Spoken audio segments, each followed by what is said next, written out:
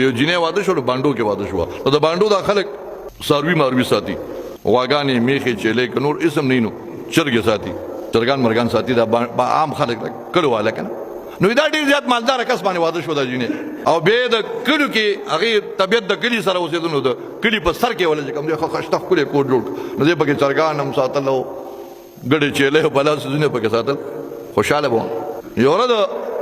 چرګ مړ شو چې چرګ مړ شو نو دی خاوني کوړ ته راغی او ته یاره نه خو چرګ مړ دی نه خاونه ته بده کې بد الله خیری دګي به خیری د باندې خلکو دا تکي کلام نه دا کلی خبره ده وې دګي به خیری څو نقصان وشي څه دغه وې دګي به خیری نو غوړته زما چرګ مړ شو ته وې دګي به خیری وې هغه دګي به خیری ګر خاوندم بس خمالدار مو ډېر فراخ سینه مو لخره ور کړو تني ما 13 شو خاون کوړ ته راغی نو چیلې مړ شو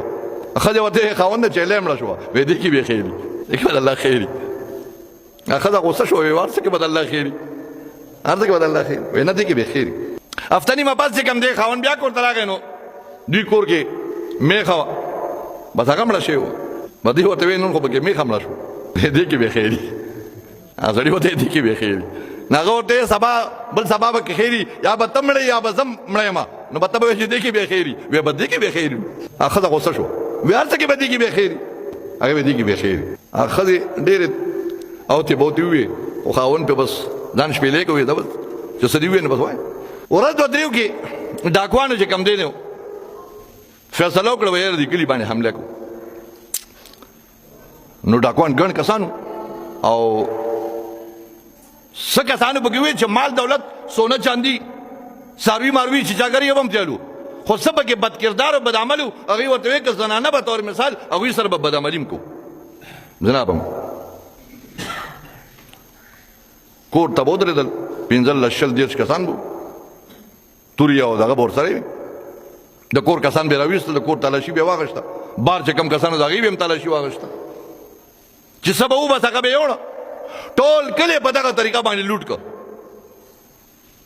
دا کور چې کم دی د زنانه او د سړي دا کور دا بچپاتې شو ټول کله و د دوی ونواله د دوی کور ونوالو اغلو کې یو کس پولیس والا اونیو چې ویني بس هغه نور خو د حکومت او د تانې سزا خو ایت تاسو کوي دا ټول کله مواله دي او دا یو کور نه پکې پاتې شوی دی هغه کور پاتې شوی تا ولې هغه ورته وي مونږ به چې په لار باندې تیریدونو مونږ وکه خو د چرګ आवाज براغه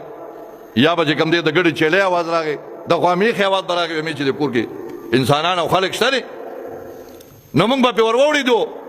کور نه بم کسان وایي چې سره سره بم دي خو دې کور باندې چې مونږ تیریدونو دي کې یو نه د خره وازو نه د غوا وازو نه د ګډې چیلې وازو نه د چرګ وازو مې چې دې کې څوک نشه دا شړ دی کور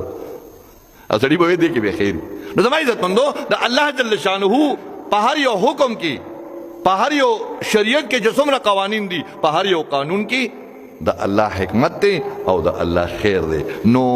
دا خبر ځان سره وایي مونږ به عمل کوو او د قبلېدو لپاره دوه خبرې په ذهن کې کنه وي یو عمل ظاهري ډیر د مخشته دی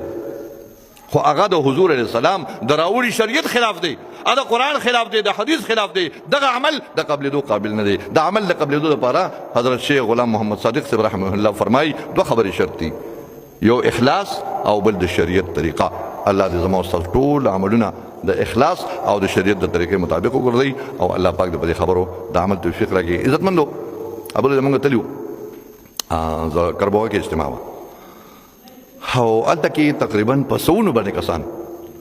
لاس پر سره ملو کو او یا حضرت دا مثلا چا به بچی نشتا چا به دا مسله ده چا به کاروبار باندې چا به دا ده هر کس ته جوړه د عزت مندو هغه په پریشانو او په تکالیفو کې دي هر کس په سناسو